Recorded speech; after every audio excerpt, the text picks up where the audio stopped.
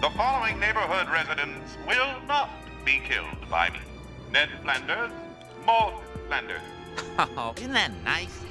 Homer. For over 3 decades, one 10-year-old boy has survived more murder attempts than most action movie heroes, and his would-be killer is a Yale-educated Shakespeare-quoting clown with freakishly large feet. This is the story of every time Sideshow Bob tried to kill Bart Simpson. Vendetta! Vendetta! Vendetta! Farfalla vendetta!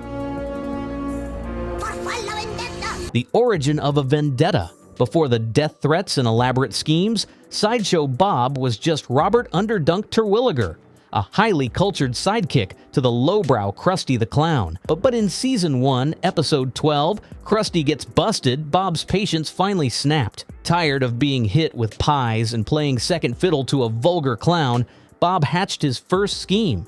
He disguised himself as Krusty and robbed the Quickie Mart at gunpoint, framing his boss for armed robbery. The plan was perfect. Krusty went to jail. Bob took over the show, transforming it into an educational program filled with classical literature. There was just one problem. A spiky-haired 4th grader named Bart Simpson, who worshipped Krusty, wasn't buying it. Bart noticed something crucial. The robber had read a magazine in the security footage, but Krusty was illiterate. The robber used a microwave, but Krusty had a pacemaker that would be disrupted by one. With his sister Lisa's help, Bart exposed Bob on live television. As police dragged him away, Bob locked eyes with Bart and uttered a chilling promise of revenge. The Black Widow plot. Bob's first direct attempt on Bart came through an indirect route in Season 3, Episode 21, Black Widower. While in prison, Bob had been writing letters to Selma Bouvier, Bart's chain-smoking aunt. When Bob was paroled, he proposed marriage, and Selma said yes. Everyone bought the reformed villain act. Everyone except Bart, who knew Bob wouldn't suddenly develop a conscience. Bart was right. Bob's plan was cold and calculated. Marry Selma, take out a hefty life insurance policy, and murder her during their honeymoon. The scheme exploited Selma's one weakness. She had no sense of smell due to a childhood bottle rocket accident. Bob planned to fill their hotel room with gas while Selma watched MacGyver. Then light a match when she went for her post-show cigarette. The explosion would look like an accident. Bob would collect the insurance money, and he'd hurt Bart by killing his aunt. The following neighborhood residents will not be killed by me. Ned Flanders, Maud Flanders. Oh, isn't that nice? Homer. Cape Fear, Bob's masterpiece. If you only remember one Sideshow Bob episode, it's probably Season 5, Episode 2, Cape Fear. And for good reason. This is Bob at his most terrifying and most comedically absurd. It starts with anonymous death threats written in blood arriving at the Simpson home. Police trace them to Springfield Penitentiary, where Bob is serving time. When Bob comes up for parole, the board asks about his Die Bart Die tattoo. Bob's defense? It's German for the Bart the. One board member responds, no one who speaks German could be an evil man. Bob walks free. After Bart spots Bob at a movie theater doing his signature creepy stare, the FBI places the Simpson family in witness protection and relocates them to a houseboat on Terror Lake. But Bob had planned for this. He strapped himself to the undercarriage of their car and rode beneath them the entire journey. The sequence is simultaneously horrifying and hilarious. Bob gets hit by speed bumps, has scalding coffee poured on his face, and gets shredded by a cactus patch. When they finally arrive, Bob unsticks himself and immediately steps on a rake. The handle smacks him in the face. He steps forward, hits another rake, and another. 9 rakes total in what became one of The Simpsons' most iconic moments. The scene was originally meant to be just one rake, but the writers needed to pad the episode's runtime, so they kept the gag going until it became comedy gold. Political power and nuclear threats. Bob's methods evolved. In Season 6, Episode 5, Sideshow Bob Roberts. He didn't just try to kill Bart, he tried to make his family's life miserable from a position of power. With help from conservative radio host Birch Barlow, Bob ran for mayor of Springfield and won through massive electoral fraud, including votes from dead people and even Lisa's dead cat, Snowball the First. As mayor, Bob immediately ordered the Simpson house demolished for the Matlock Expressway.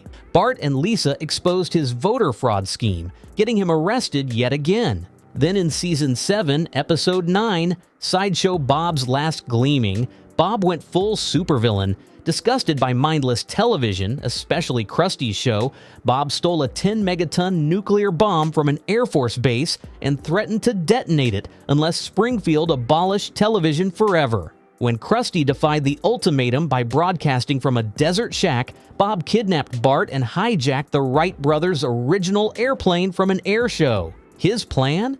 A kamikaze attack into Krusty's shack that would kill him. Bart and Krusty all at once. We are all very good players. You will beat Shelbyville.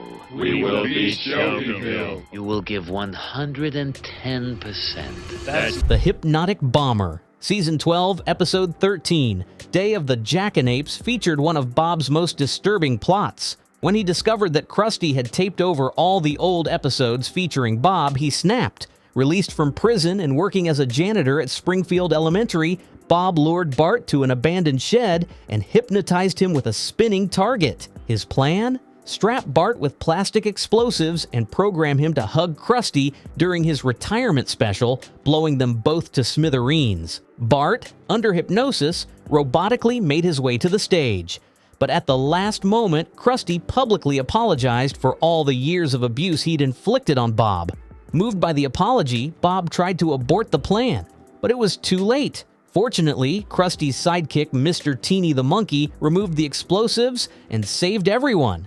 Bob went back to prison, but had once again demonstrated his genius-level ability to manipulate and scheme. To his credit, that he is an Englishman, he remains. Temporary truces and family feuds. Not every Bob episode ended in attempted murder.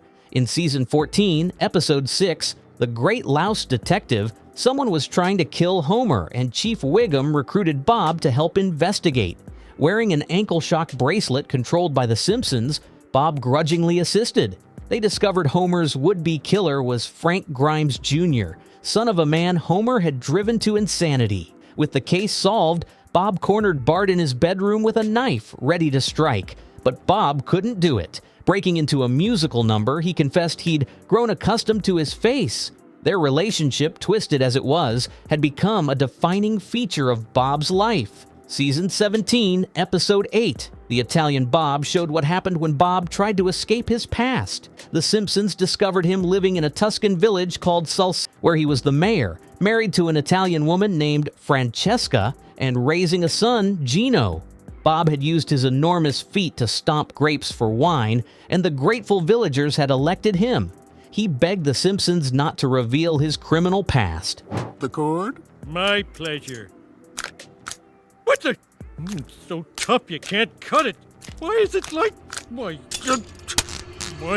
Elaborate deceptions and face swaps. Season 19, Episode 8, Funeral for a Fiend, showcased Bob at his most elaborate.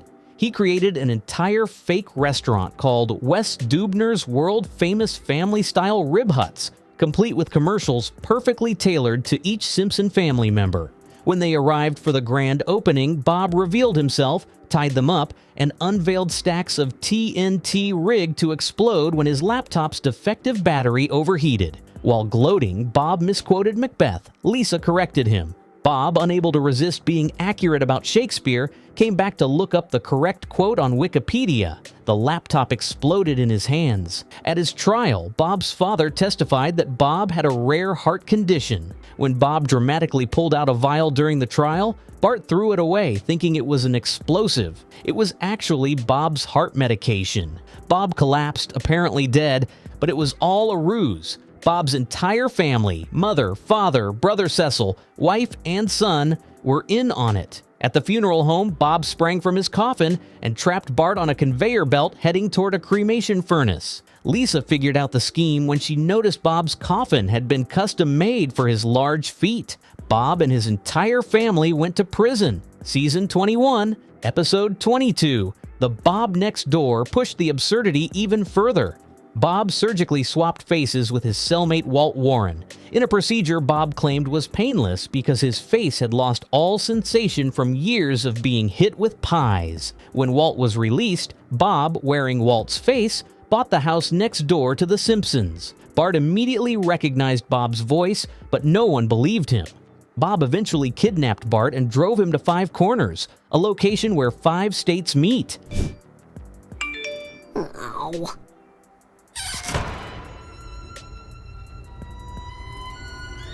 Mr. Largo? The one time Bob actually won. For 24 years of trying, Bob never succeeded in killing Bart.